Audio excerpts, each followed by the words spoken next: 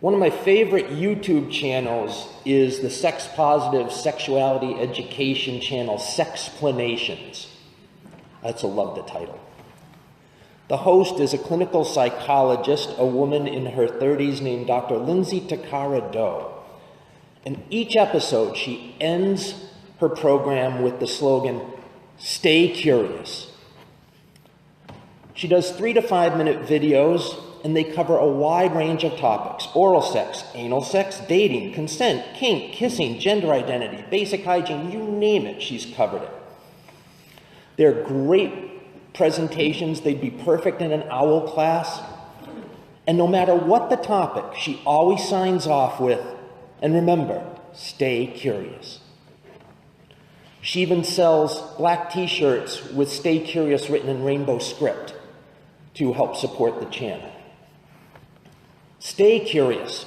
It's great advice, not just for sexuality, but in any area of human endeavor, relationship, especially where fear, shame, guilt, ignorance, misinformation, and avoidance can be major obstacles.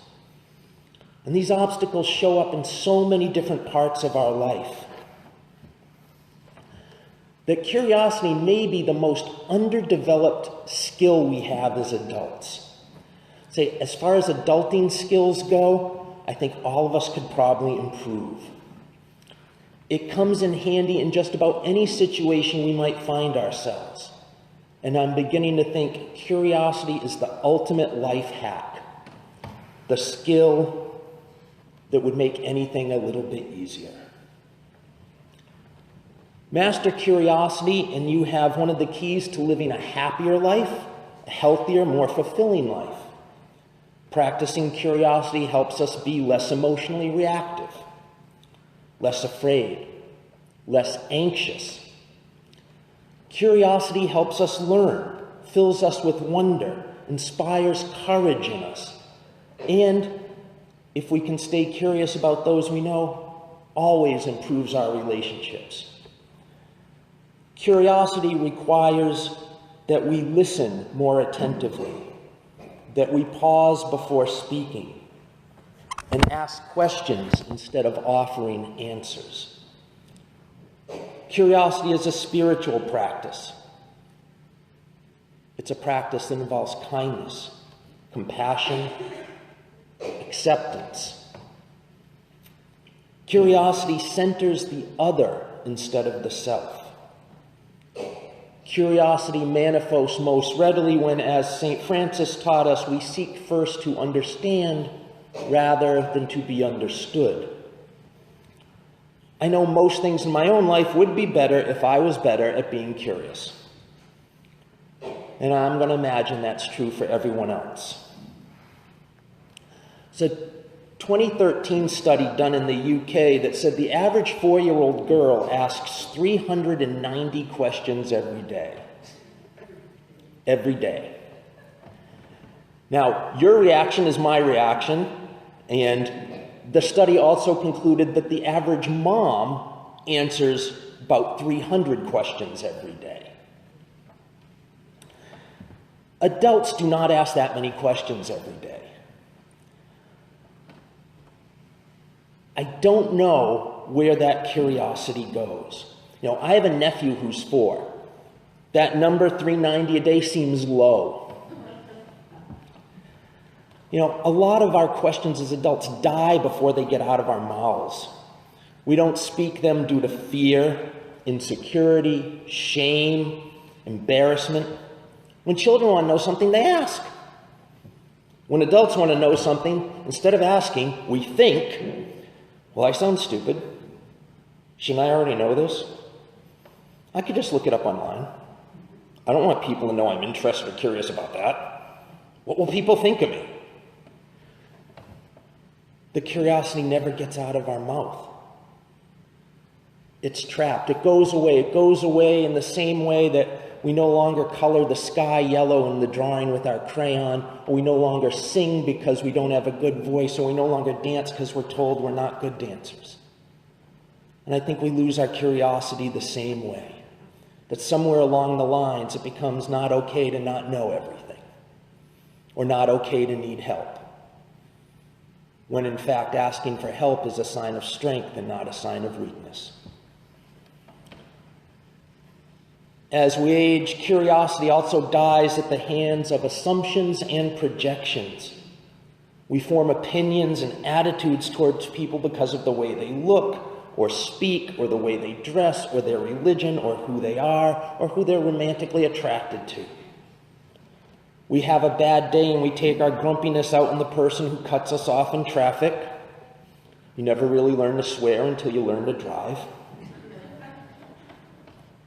Or we're upset at our boss, we get all huffy towards the cashier in the grocery store instead. But what if we were curious? Then if we happen to be the person who's on the other end of the grumpy, if we're the store clerk, or God forbid the customer service rep on the phone, what if we were curious about the person getting snippy at us?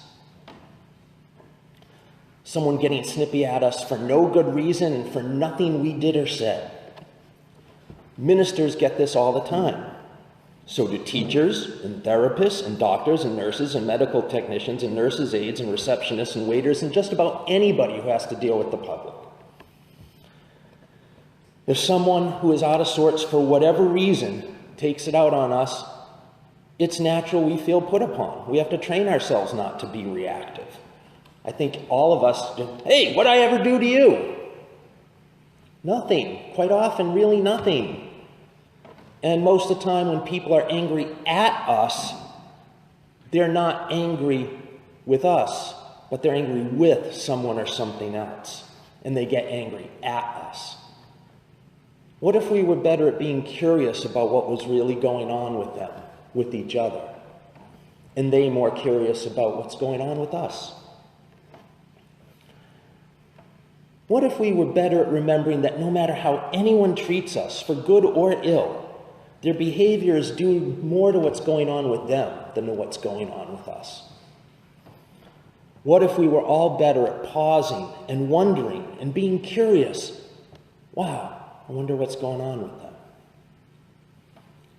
I notice I'm the most curious at any time in my life, probably, when I'm walking or biking on the hike and bike trail. An Ecuadorian mom's coming in the other direction with her children. Are they well? They never look me in the eye. Are they scared? Do they feel at home here? Are people in town giving them crap because they're immigrants? Her life I can't imagine. I always smile and say hi. And sometimes from the Ecuadorian moms, I get a hi and a smile back as if they never expected that white guy to be nice. There's a tall, thin white man with what seems like leftover wisps of silver hair on his bald head, flying around in the breeze, his agedness apparent in his wrinkled skin. He's always wearing a coat that's about 1 degree shy of what the weather might actually be calling for. His arms are always crossed tightly across his chest. There's always a blank expression on his face. His eyes are vacant. He doesn't blink or wave or nod when I say hello, doesn't acknowledge my greeting or my presence in any way. I see him on a regular basis, not all the time. I still wonder, is he cold, hungry, angry, sad, lonely? Has someone he loved died? Is he ill? I don't know. There's a homeless woman I see a lot outside Walgreens, nose and cheeks red and veiny from a lot of drinking. And she's either, when I see her, drunk, mentally ill, both. She always asks for $1. I ask if she's hungry or thirsty. Can I buy her something to eat? A coffee, a cold drink. She yells back at me. Invariably, she yells, she screams back at me. I'm not homeless. I want money, not food. What are you, stupid? Get out of my face. I've asked her name, and she's given me Diane, Karen, Shelley, a couple others. Does she even know her name anymore? What happens to a life that it gets like that?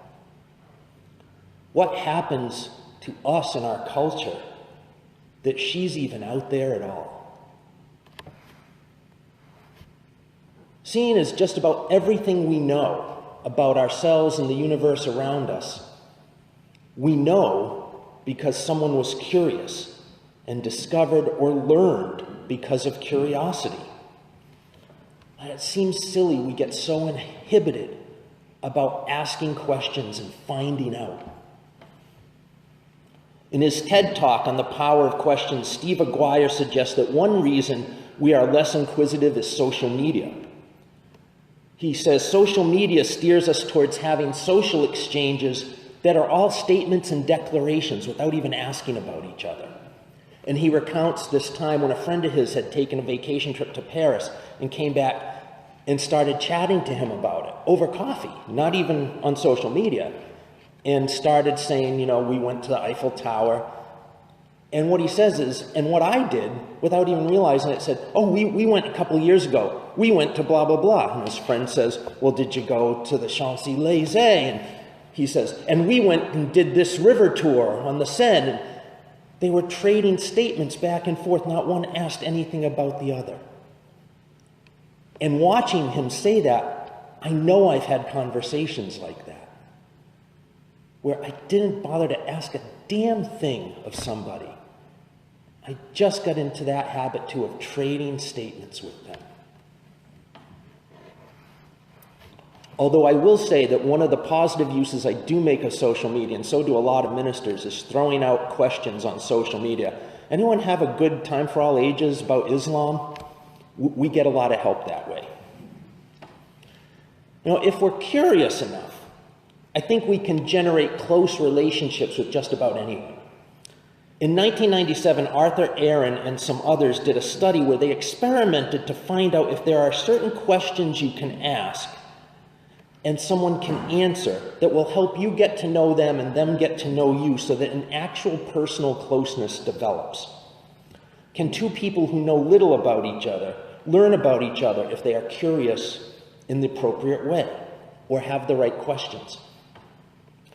The researchers knew from previous studies that the way to develop a close personal relationship with someone in your peer group is sustained, escalating, reciprocal, personal disclosure.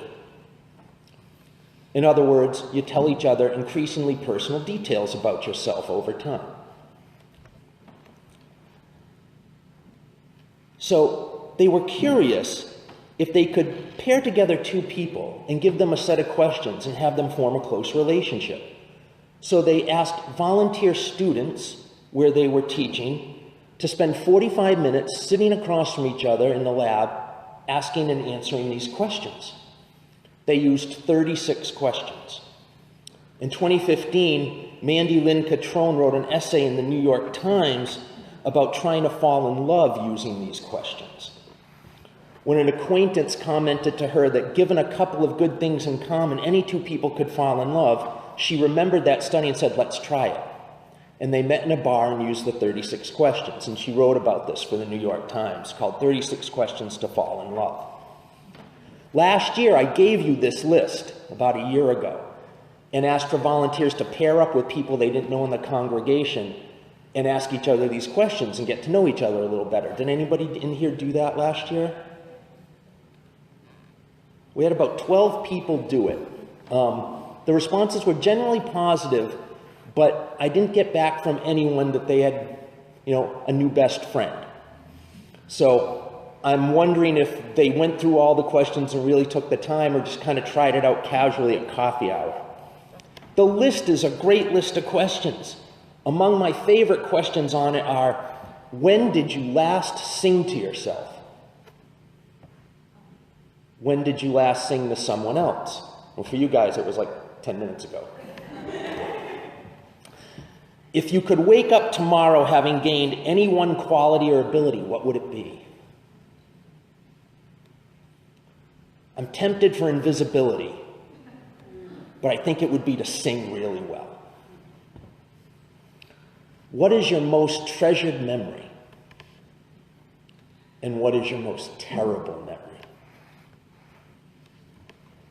If you were to die this evening with no opportunity to communicate with anyone, what would you most regret not having told somebody?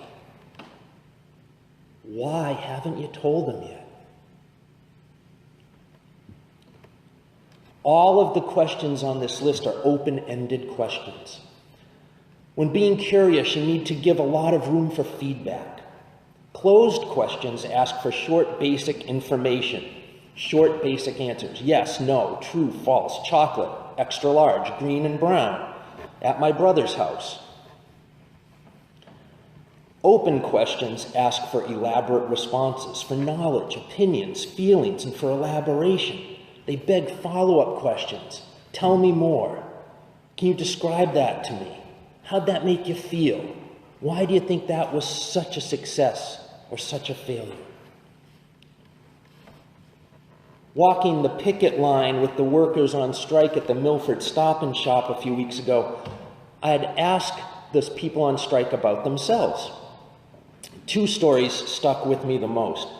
One was a guy younger than me, missing some teeth, who told me he could afford about 2 weeks on strike, and then he had no idea what he would do for rent or for food or for his car payment. Another guy was my age, maybe a little bit older, was a veteran of the Iraq War, Operation Desert Freedom, years ago, and a veteran of Afghanistan. He told me about his time there. What has impressed itself on me the most is the great compassion I saw in his face and in his eyes for the Afghani people especially. The poverty, how the country's torn apart, how they don't understand other people, we don't understand them, how people will drop everything and go work in the poppy fields for the harvest to sell the poppies for heroin. Even though it's not a great thing to do, they have no other work. They're hungry. He talked about the way women were treated. He didn't understand it and why people were so opposed to girls, especially getting an education. From simple questions, I really got to know a lot about the people whose lives were affected by the economic battle going on with the strike. Even church life benefits from curiosity. J. Val Hastings has a book called Change Your Questions, Change Your Church. He says powerful questions are born from deep listening, and the ideal ratio of listening to response is 80% listening and 20% response. He says, listen all the way to the end, without judgment, criticism, or agenda. What you will say in response is not what you should be thinking about while you're listening. Listen also for what is not being said. Listen for values, for motivation, for needs. Listen for guilt, frustration, helplessness, and anger. He says if there's no resistance, your congregation is not undergoing transformation or any meaningful change. Beware of people who withdraw as a weapon and as a means of being in control. Remember, the stronger the resistance to what you're doing, the greater likelihood there is transformational and meaningful change underway. Listen to your own questions. Are they empowering questions? Eliminate your disempowering questions. Every time there's a problem, do not jump into the problem. Don't go into problem-solving mode. Instead, force yourself to stay in curiosity mode and listening mode. Some of the questions he offers, and there are hundreds and hundreds in this book, are: what's keeping us from understanding the big picture? What is playing it safe costing us? If you dared to dream big, what would be different? What would you be doing if you had the courage to do what you know you really need to do? What assumptions and beliefs are no longer serving you? What formal and informal rules do you have that prevent you from even getting started? What internal rules and unspoken standards are having a negative impact? What is something you can do today, right now, to get closer to your goals? How is your biggest fear getting in your way? When are you most likely to become defensive? What would you do if there were no resistance? What's consuming your time that prevents you from achieving your goal?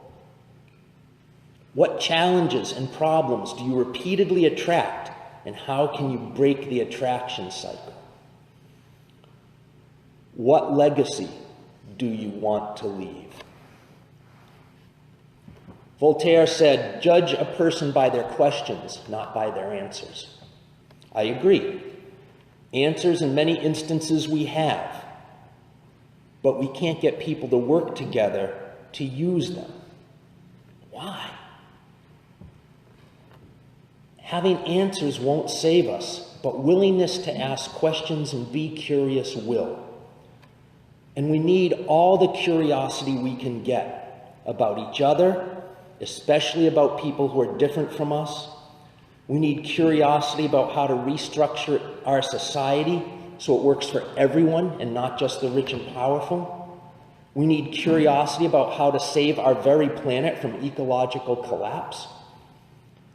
Every single thing we know about ourselves and the world around us, we know because someone at some point was curious and asked some questions. And we need curiosity right now like humanity has never needed it before. Right now, I'm curious about a lot of things. I'm curious about languages. I'm finally learning Portuguese, the language my grandparents spoke. European Portuguese, not Brazilian Portuguese. Bom dia, not bom dia. I'll get better. Something I've wanted to do since I was a child and heard my grandmother speaking to my grandfather. I'm curious about who will win the Game of Thrones, I admit it. I cannot wait to find out. I am a geek, what can I say? I'm curious about where I'll go next and what I'll do next. I'm curious about how you actually run a successful YouTube channel to make money. I'm curious about what my son is now going to do after he's out of college. I'm curious about who the Democratic nominee for president will be in 2020. I'm curious what will happen next in the congregation here. And I'm curious, I think, as I always am, how at the end of every hard-earned day, people still find some reason to believe. I suppose we can be too curious, ask for too much information, seek gossip, learn things about others we'd rather not know. Pandora's box and the dead cat point to the horrible results of being overcurious. But I don't think that's our problem right now. I think we need more of it, not less of it. So stay curious.